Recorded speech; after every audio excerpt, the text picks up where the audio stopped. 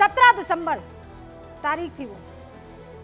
गृह मंत्री अमित शाह बयान दे रहे थे और उस बयान में उन्होंने एक ऐसा वाक्य बोला और उसके बाद जो कहानी शुरू की, लेकिन कहानी और उनके ठहराव के बीच जो ये वाक्य आया, अंबेडकर अंबेडकर अंबेडकर, इस जगह भगवान का नाम लिया होता तो भला हो जाता। इसके बाद जो हंगामा शुरू हुआ वो आज तक जारी है। बाबा साहेब भीमराव अंबेडकर के सम्मान की लड़ाई थमने का नाम नहीं ले रही है। आज एक तरफ कांग्रेस ने जिला स्तर पर अंबेडकर के अपमान के खिलाफ पैदल मार्च निकाला। ये वहां की तस्वीरें हैं, भोपाल की, हरदा की, रोहतक की, करनाल की, सोनीपत की। विरोध में मार्च निकाले जा रहे हैं। जगह जगह कांग्रेस के कार्यकर्ता अमित शाह के माफी की मांग कर रहे हैं, सड़कों पर पैदल मार्च करते हुए दिखाई दे रहे हैं। वहीं आज मायावती की बहुजन समाज पार्टी भी बाबा साहेब के सम्मान की लड़ाई में सड़क पर उतरे। मायावती के भतीजे और बीएसपी के नेशनल कोऑर्डिनेटर आकाश आनंद के नेतृत्व में बीएसपी के कार्यकर्ताओं ने लखनऊ में बाबा साहेब के स्मारक के पास प्रदर्शन किया। विपक्ष के आक्रामक रवैये के बीच आज बीजेपी ने पूरे मामले पर तीखा पलटवार किया। आपको पता है, आज बीजेपी के सभी मुख्यमंत्री, प्रदेश के अध्यक्ष जहां पर मुख्यमंत्री नहीं है, वहां अपने अपने राज्यों में बाबा साहेब के खिलाफ कांग्रेस का रवैया कैसा रहा है उसे लेकर प्रेस कॉन्फ्रेंस की है। अब से कुछ देर पहले योगी आदित्यनाथ आए, उसके बाद राजस्थान के मुख्यमंत्री आए और इसी तरह से ये बदस्तूर जारी है। हमारे जो सूत्र है वो ये बता रहे हैं कि देश भर में भारतीय जनता पार्टी की जहां जहां सरकार है, जिस राज्य में उनका मुख्यमंत्री है, वो मुख्यमंत्री आकर प्रेस कॉन्फ्रेंस करेगा। पुष्कर सिंह धामी अब से कुछ देर पहले आए। इस तरह से प्रेस कॉन्फ्रेंस करके कांग्रेस को कटघरे में खड़ा करने की स्ट्रैटेजी बीजेपी ने अपनाई है। बीजेपी किसी भी हाल में अंबेडकर के अपमान का गलत नैरेटिव जो वो मानती है कि सेट किया जा रहा है, वो नहीं होने देना चाहती और इसीलिए प्रेस कॉन्फ्रेंस की शुरुआत भी देश के सबसे बड़े सूबे उत्तर प्रदेश से की गई। क्यों? क्योंकि उत्तर प्रदेश में करीब 20% एससी आबादी है। उत्तर प्रदेश के मुख्यमंत्री योगी आदित्यनाथ ने आज लखनऊ में बाबा साहेब के अपमान के मामले में प्रेस कॉन्फ्रेंस की और कांग्रेस को तथ्यों के साथ कटघरे में खड़ा किया। एक बानगी आप उस प्रेस कॉन्फ्रेंस की देखिए। कौन नहीं जानता है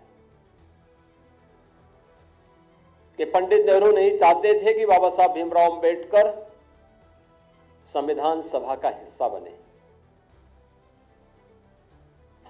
कांग्रेस नहीं चाहती थी कि बाबा साहब भीमराव अंबेडकर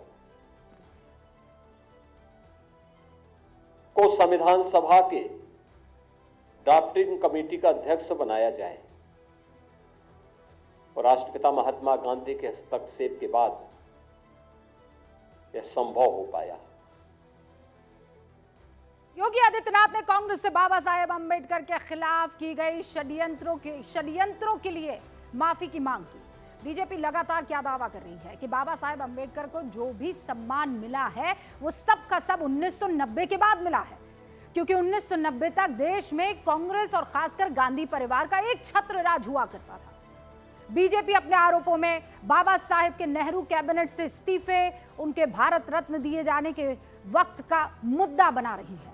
हालांकि कांग्रेस के नेता आज बाबा साहेब के सम्मान की लड़ाई के सबसे आगे दिखने की पुरजोर कोशिश कर रहे हैं, लेकिन ऐतिहासिक तथ्य और फैक्ट आपके सामने रखना हमारी जिम्मेदारी है और ये तथ्य और ये फैक्ट कांग्रेस के लिए मुश्किल बढ़ाने वाले हैं, इसमें कोई दो राय नहीं है। अगर बाबा साहेब के इस्तीफे और भारत रत्न को छोड़ भी दिया जाए तब भी कांग्रेस की सरकारों में बाबा साहेब भीमराव अंबेडकर से ज्यादा सम्मान गांधी और नेहरू परिवार के नेताओं को मिला है और हम ये प्रूव कर देते हैं। हमने जवाहरलाल नेहरू, इंदिरा गांधी और राजीव गांधी के मिले सम्मान और बाबा साहेब अंबेडकर को मिले सम्मान की तुलना नहीं करनी चाहिए। सबके अपने अपने कंट्रीब्यूशन है, लेकिन जब बात यह आती है कि उसी खानदान से जुड़ी हुई पार्टी और उसी खानदान के चेहरे की तरफ से जब ये कहा जाता है कि अंबेडकर का ये बदनाम जो है ये अपमान कर रहे हैं, तो जरूरी हो जाता है कि उनके इतिहास के पन्नों को खंगाला जाए। तो क्या आया सामने? नेहरू गांधी परिवार के नाम पर जो अवार्ड है वो 51 है और बाबा साहब भीमराव अंबेडकर के नाम पर 2000 के बाद ये ज्यादातर संस्थाएं जो बनी थी अवार्ड को लेकर 4 आती हैं, ज्यादातर 2004 के बाद। गांधी नेहरू परिवार के नाम पर इस देश में 2014 तक 51 अवार्ड दिए जाते थे और बाबा साहेब के नाम पर महज 4। गांधी नेहरू परिवार के नाम पर इस देश में 2014 तक 39 संस्थान थे, बाबा साहेब के नाम पर महज 16। तुलना करते जाइएगा। गांधी नेहरू परिवार के नाम पर इस देश में 2014 तक 15 स्कॉलरशिप प्रोग्राम थे और बाबा साहेब के नाम पर महज 9। यह तुलना आज बहुत जरूरी है। गांधी नेहरू परिवार के नाम पर इस देश में 2014 तक 15 नेशनल पार्क थे, म्यूजियम थे। बाबा साहेब के नाम पर अब 14 है, क्योंकि 2014 के बाद पीएम मोदी और गैर कांग्रेसी सरकारों के कार्यकाल में 9 स्मारक बने, तब जाकर ये 14 हुआ आंकड़ा, वरना हाफ कर दीजिए। गांधी नेहरू परिवार के नाम पर इस देश में 2014 तक 5 एयरपोर्ट और बंदरगाह, और बाबा साहेब के नाम पर सिर्फ 1, और वो भी 2005 में बना। बात यहां रुक जाती तो समझ में आता। 2012 में केंद्र सरकार से एक आरटीआई के जरिए सवाल पूछा गया कि सरकार की योजनाओं में किस नेता के नाम पर सबसे ज्यादा योजनाएं चल रही है, और तब की मनमोहन सिंह सरकार ने इस सवाल के जवाब में बताया, क्या बताया, कि केंद्र सरकार की कुल 58 परियोजनाओं के नाम को अगर ढूंढा जाए, 2012 तक केंद्र की कुल 58 परियोजनाएं नेताओं के नाम पर हैं, और इन 58 परियोजनाओं में 27 तो है नेहरू, इंदिरा और राजीव गांधी के नाम पर, 27।